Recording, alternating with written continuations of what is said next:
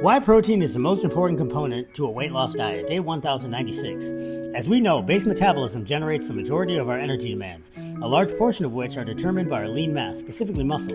While a caloric deficit is required for fat loss, if adequate protein isn't consumed, there's no guarantee that lean mass as well as fat can't also be lost. In fact, it's highly likely.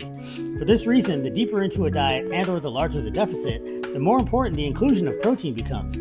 The most egregious example of this was observed in the Minnesota starvation experiment conducted at the eponymously named State University from 1944 to 1945 with conscientious objectors from World War II. Without getting too in-depth, they subjected the cohort to minimum nutritional input for months, during which they lost something like 25% body mass. Following this, there was an ad libitum feeding period, in other words, eat however you want for a meaningful period of time.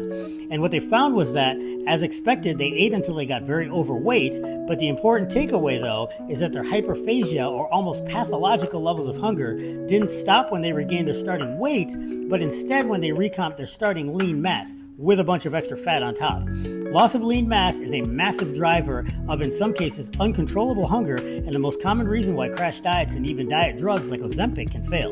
An extreme example to be sure, but it clearly demonstrates that if you want to sustainably lose weight, maintain a healthy metabolism, and manage hunger, plan your meals around protein to stay in the fight.